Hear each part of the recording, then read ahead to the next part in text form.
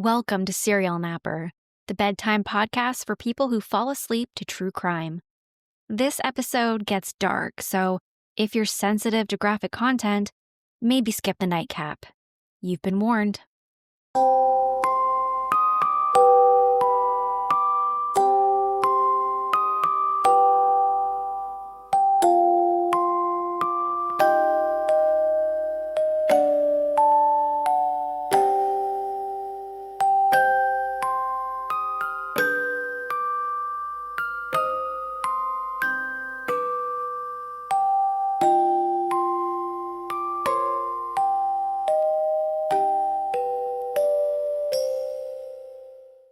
Hey everyone, my name is Nikki Young, and this is Serial Napper, the true crime podcast for naps.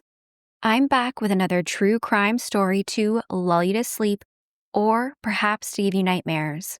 Online, she was known as Sabrina Savage, an OnlyFans model with a big personality and an even bigger following.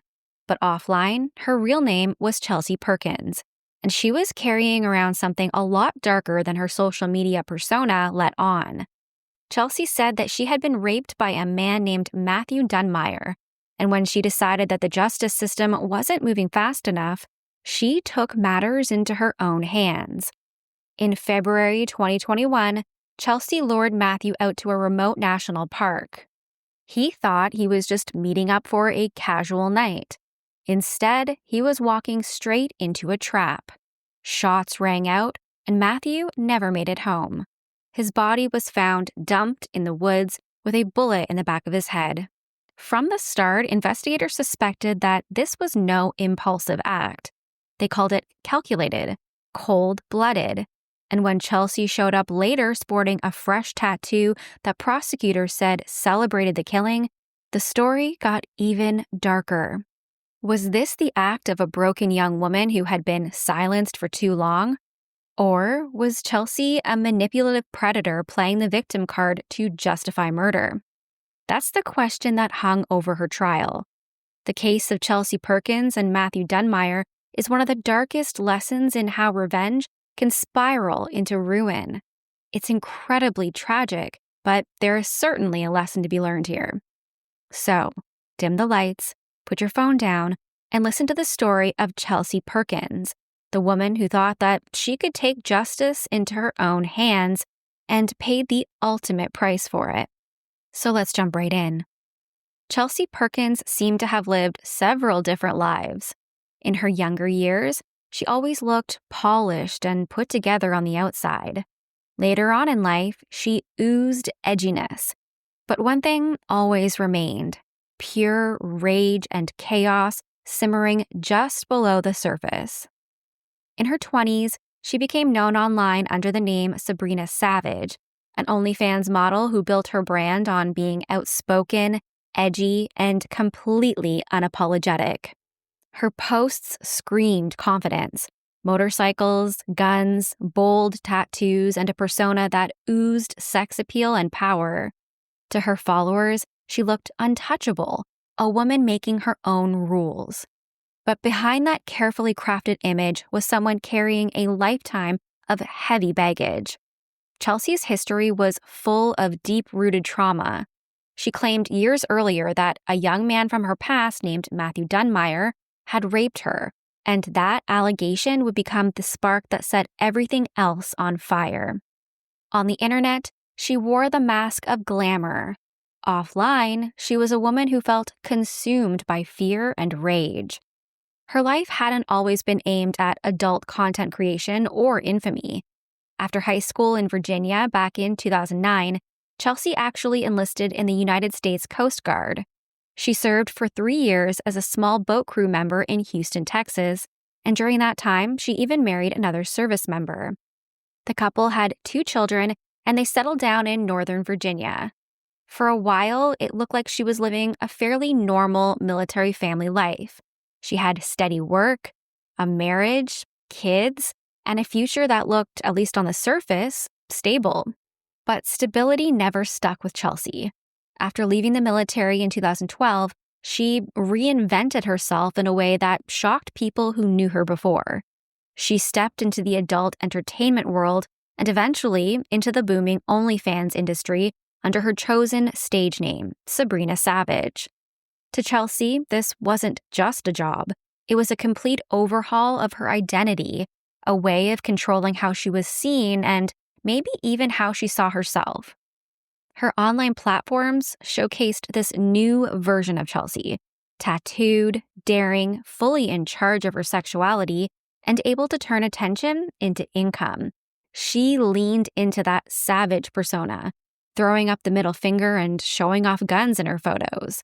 And for a while, it seemed to be working. She had fans, subscribers, and money flowing in. And yet, here's the kicker.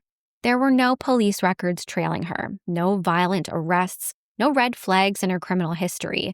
Nothing to suggest that one day she would stalk a man through a national park with a gun in her hand. Chelsea had built a double life, one full of curated confidence for the camera, and another where the ghosts of her trauma were eating her alive. And it wouldn't be long before that darker side took center stage. It's a wild pivot when you think about it. From uniform to lingerie, from serving on a boat crew to building an online empire that thrived on seduction and shock value. On one hand, Chelsea had once represented duty, structure, and neat and tidy. On the other, she became Sabrina Savage, a woman who reveled in the attention that came with bearing it all online. And listen, please don't take what I'm saying as shaming her, because I am of the belief that sex work is real work. However, I think it's also important to mention just how mentally and emotionally draining a job like that is. Most people are simply not cut out for it. They're just not prepared for all of the real-world consequences that can come with it, like risking never being able to get another kind of public-facing job, difficulties with romantic relationships, and possibly even having your loved ones simply cut you out of their life.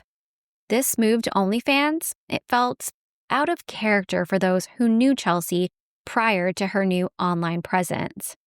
And listen, reinventions like that, they don't usually just come from nowhere. They usually mean that someone is running from something or running towards an entirely different version of themselves. And for Chelsea, this transformation wasn't just about money or freedom. It was about power. That power, though, wouldn't last, because while Chelsea was reinventing her public image, her private rage was boiling over. Chelsea said her rage had a name, Matthew Dunmire. She accused him of raping her, and from that point on, nothing else in her life seemed bigger than that claim. The two weren't strangers. Their history went all the way back to high school in Virginia between 2005 and 2009. They weren't best friends by any means, but they ran in the same circles, saw the same faces at the same parties, shared the same small-town backdrop. After graduation, though, they went in opposite directions. Matthew chased music in Ohio, while Chelsea signed up for the Coast Guard and later built her adult entertainment alter ego. For years, their lives barely touched. Until 2017. That's when Chelsea said everything changed, that he sexually assaulted her. It wasn't just another bad chapter in her chaotic life. She claimed it was the event that scarred her beyond repair. In March of 2017, she formally accused Matthew of rape. According to Coast Guard records, Chelsea filed her report on March 22nd, alleging that Matthew had sexually assaulted her just days earlier on March 16th. Her complaint was serious enough that it triggered not only a Coast Guard inquiry, but also a police investigation. By March 24th, Virginia Beach police had their own report on file. For a moment, it seemed like justice might actually be in motion. But then came the gut punch that so many survivors know too well. After digging into the case, investigators decided that they didn't have the evidence to move forward.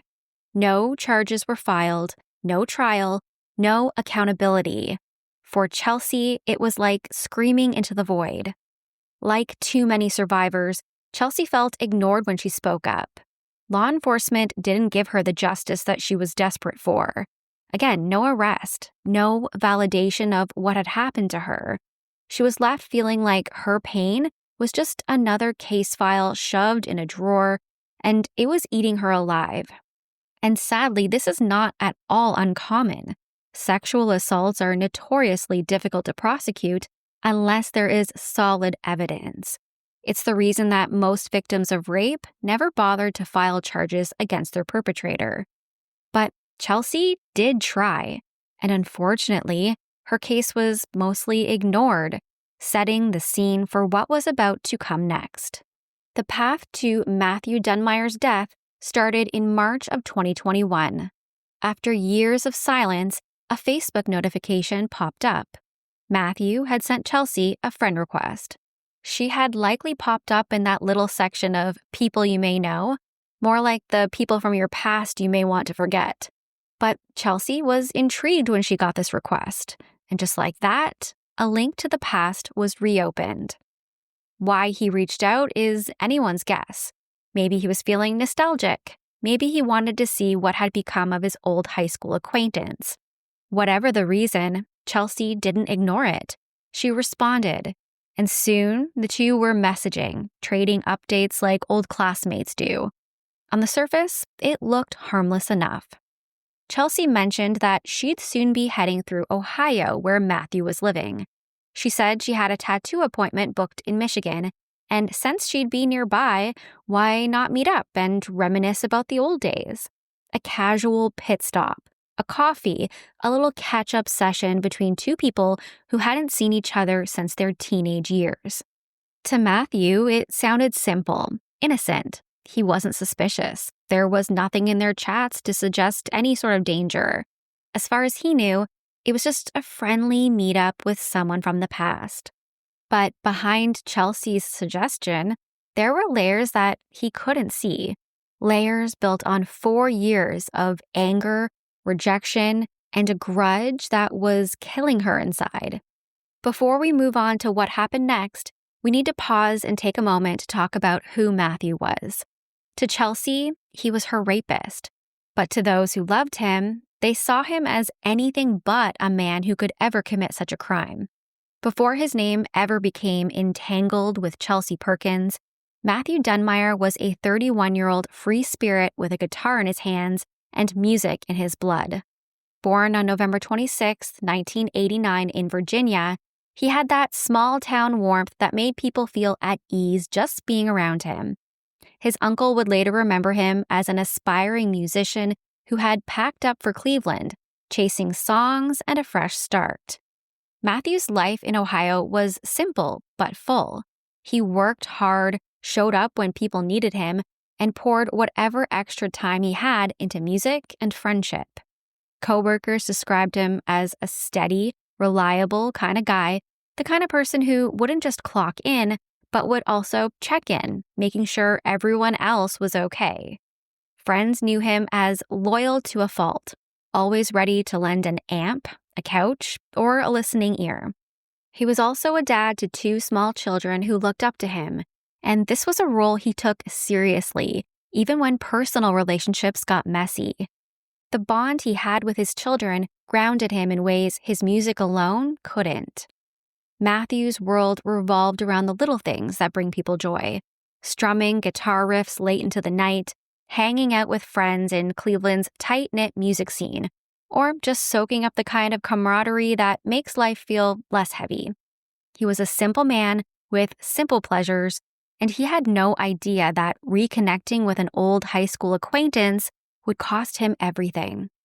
On March 3, 2021, a Facebook notification set everything in motion.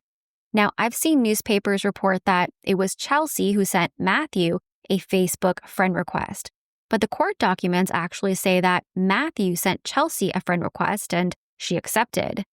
What he didn't know was that later that same day, she posted something to her timeline that should have sent chills down anyone's spine. It said, "Dead men tell no tale." A warning dressed up like a cryptic status update. Matthew didn't seem to notice, or if he did, he didn't connect the dots, because when Chelsea slid into his messages, he answered. Their chats looked harmless enough. Chelsea mentioned that she'd be driving through Cleveland on her way to a tattoo appointment in Michigan. Since she'd be passing by, why not meet up? A little high school reunion, just the two of them. To Matthew, it was no big deal, just catching up with someone from the past.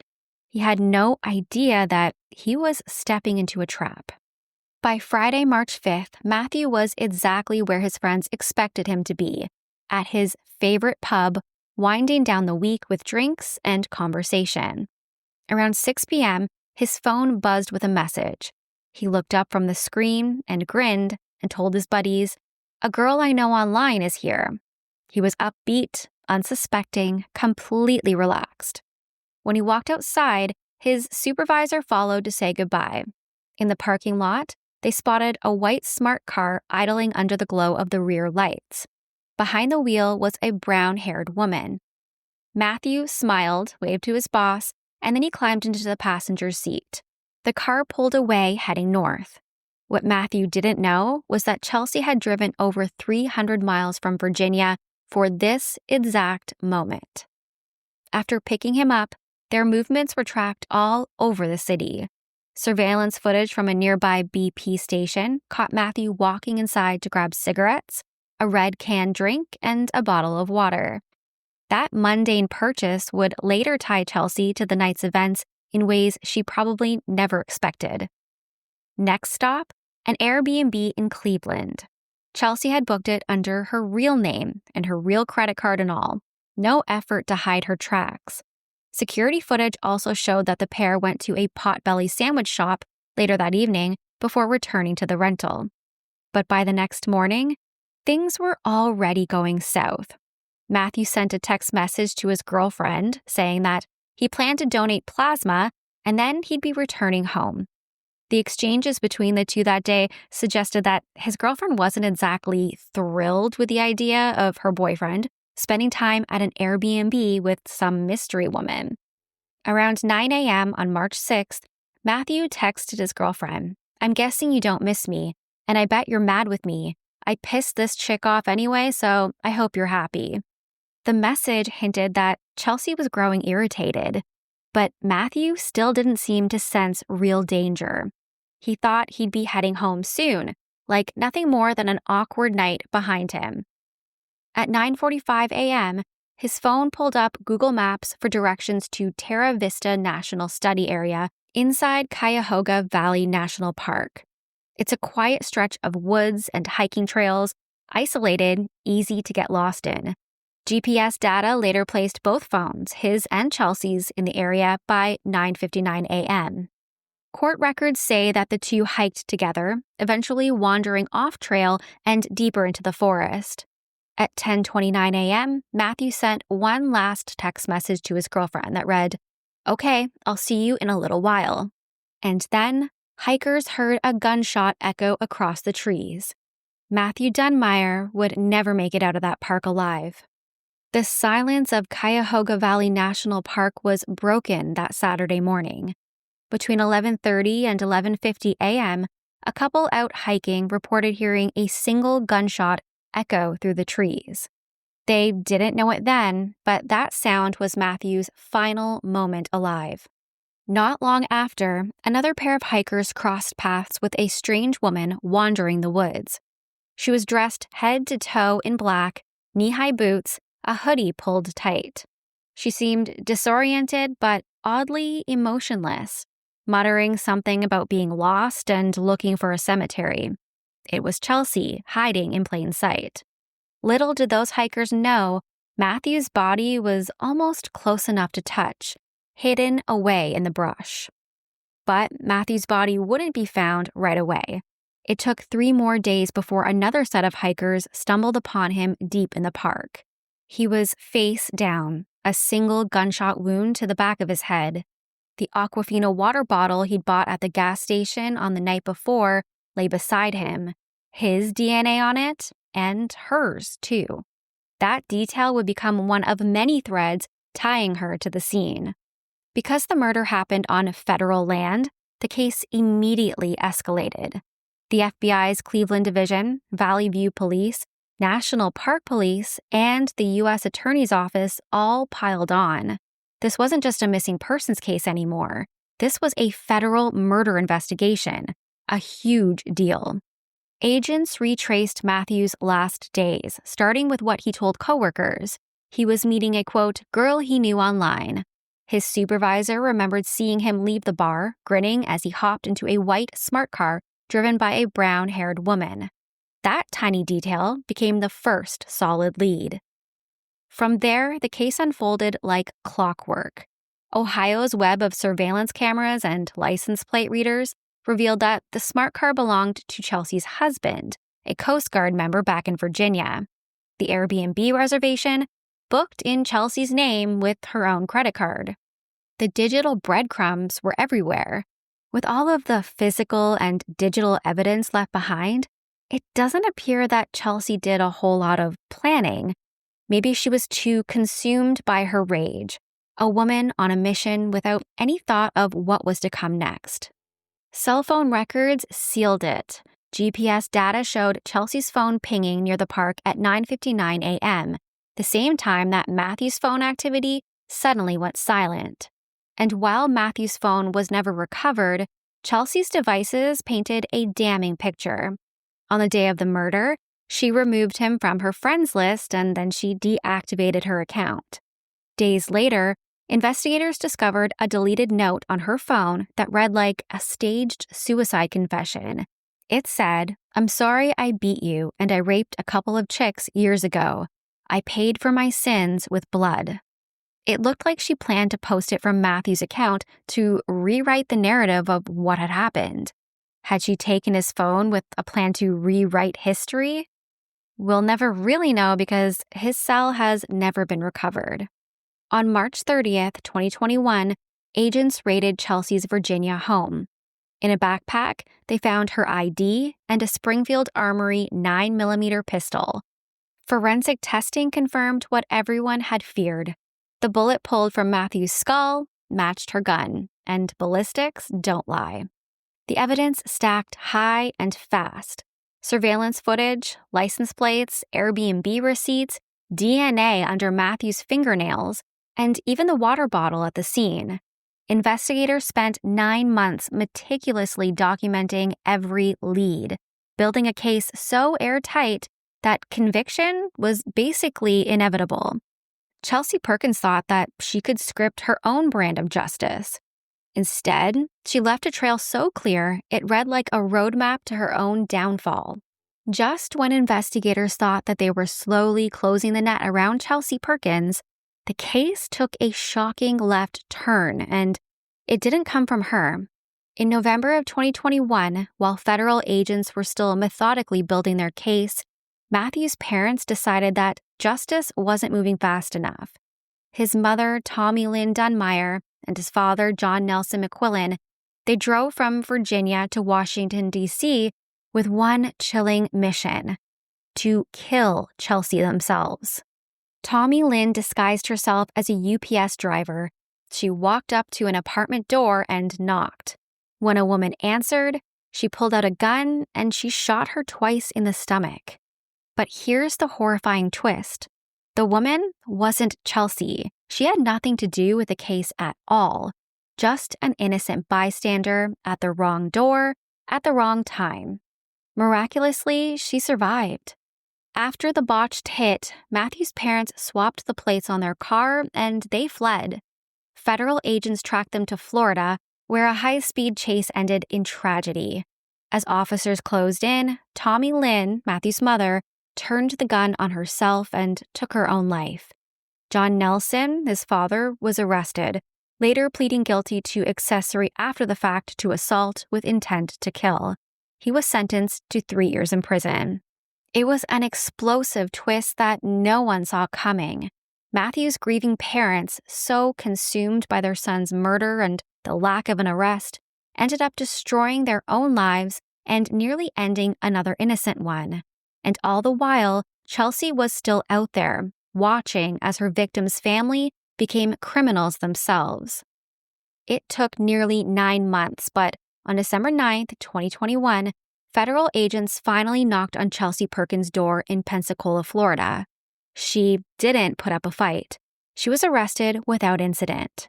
The charges were stacked: 2 counts of murder, including first and second degree, plus a firearms charge. This wasn't small-town court either.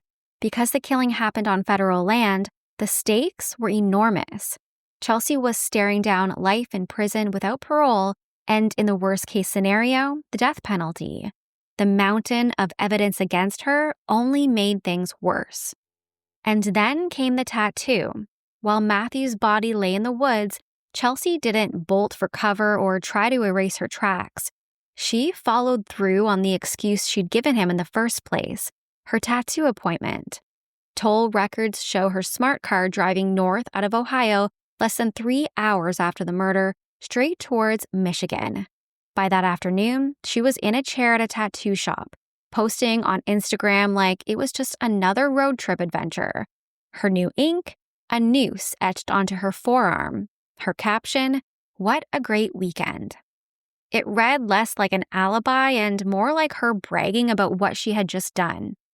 The case slogged through procedural delays, rescheduled hearings, motions, and back-and-forth negotiations. Prosecutors knew that they had her cornered, but Chelsea's defense team, they weren't rolling over. Their angle? Self-defense. They argued that Chelsea feared for her life, pointing back to her 2017 rape allegation against Matthew. She had claimed then and still claimed that he assaulted her. Matthew's friends and family said that he was devastated by the accusation, insisting anything between them had been consensual. To prosecutors, this wasn't self-defense, it was motive. Chelsea believed that she had been denied justice, and so she created her own. The possibility of the death penalty hung like a shadow over every hearing. At first, it seemed like prosecutors wouldn't pursue it. But by 2023, with the evidence of premeditation piling higher and higher, capital punishment was suddenly back on the table. Chelsea was now weighing her chances in front of a jury against the possibility of never breathing free air again. In March of 2024, prosecutors offered her a lifeline, a plea deal worth 27 to 31 years. She'd still be an old woman when she walked out, but at least she'd walk out. Chelsea rejected it. She clung to her not guilty plea, betting everything on convincing a jury that this was about survival, not revenge. But as her trial date loomed in May of 2025, reality hit. The digital trail, the DNA, the ballistics, the Airbnb receipt, the toll booth cameras, it was an avalanche of proof, impossible to climb out from under. Just days before jury selection was set to begin, Chelsea finally broke. On May 27, 2025, she took the deal and pleaded guilty to second-degree murder and to using a firearm during a crime of violence on federal property.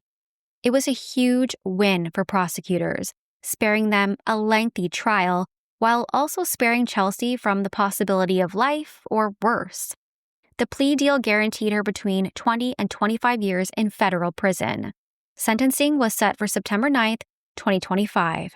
As part of the deal, she had to admit the uncomfortable truths: that she traveled across state lines with a loaded gun, that she lured Matthew into the woods, and that she had executed him with a shot to the back of the head. For years, investigators had known that this was premeditated murder. With her guilty plea, Chelsea herself finally said the words out loud. At its core, this case is a story about revenge and how it poisons everything that it touches. Chelsea Perkins wanted revenge on Matthew Dunmire. She felt betrayed by the justice system, convinced that her pain had been dismissed, and she decided that she would write her own ending. But her ending wasn't justice. It was an execution. One bullet in a quiet national park destroyed not only Matthew's life, but her own. And then came the second wave of destruction. Matthew's parents, drowning in grief and furious that Chelsea hadn't yet been arrested, they tried to take revenge on her. Their desperate attempt ended with an innocent woman shot, Tommy Lynn Dunmire dead by her own hand, and John Nelson McQuillan behind bars. 2 generations swallowed up by violence, all in the name of retribution. It's hard to find another case where the theme of revenge is so starkly painted. Chelsea's revenge, Matthew's parents' revenge, and in the end, what did it buy anyone? Matthew is gone. Chelsea will likely grow old in prison. His mother is dead. His father served time. Their children, Matthew's kids and Chelsea's, they're left to grow up in the shadow of all of this carnage. So everyone loses. Even now, Chelsea has her defenders online, people who look at her case and see a broken system that ignored a survivor, leaving her to fight back the only way that she knew how. To them, she's a symbol of resistance, however messy it turned out. But to others, they see something very different, a cautionary tale, a reminder that unchecked rage doesn't just burn your enemies, it scorches you too. That taking justice into your own hands can leave more devastation than the original wound ever did. And maybe that's the question at the heart of it all. When the system fails, what happens next? Do you wait and hope that the truth will eventually win out? Or do you do what Chelsea did and pick up the gun yourself? Her case forces us to look at a bigger, uncomfortable truth. How rarely rape cases ever see a courtroom. Studies show that the majority of sexual assaults in the U.S. are never reported at all, and when they are, only a tiny fraction lead to charges. Survivors know that the odds are stacked against them. Fear of not being believed, shame, the trauma of reliving it all in front of strangers, or the brutal fact that prosecutors often pass because they think that the case won't stick. For someone like Chelsea, filing her 2017 report and then watching it go nowhere may have felt like confirmation of what so many survivors already believe. The system doesn't care. That frustration doesn't excuse what she did. There is no excuse, no reason to ever take a life. But it helps explain how her anger festered into obsession. And that's what makes this case so complicated. Because while Chelsea ultimately became a killer, her story also highlights how a broken system can push victims towards desperation. When justice feels impossible, some people look for their own ways to take it back. And again, I have no idea if Chelsea is telling the truth. We will never know because unfortunately, Matthew is no longer here to defend himself. This is the story of Chelsea Perkins, a woman who turned her pain into vengeance and ended up losing her freedom for it. Was she a victim pushed too far or a killer looking for an excuse? Maybe both. What's certain is that Chelsea will be sleeping behind bars for the next 2 decades, while the rest of us are left to wrestle with the uncomfortable question: what would you do if you felt no one believed you? Revenge always feels like fire in the moment, hot, righteous, unstoppable. But what this case shows us is that once it's lit, it burns everything in its path until there's nothing left but ash. That's it for me tonight. Thanks for listening, and don't forget to subscribe on Apple, Spotify, or wherever you like to drift off to true crime. And if you want ad-free early access or bonus episodes, come hang out with me over on Patreon. Until next time, stay safe, stay weird, and always keep one eye open. Bye.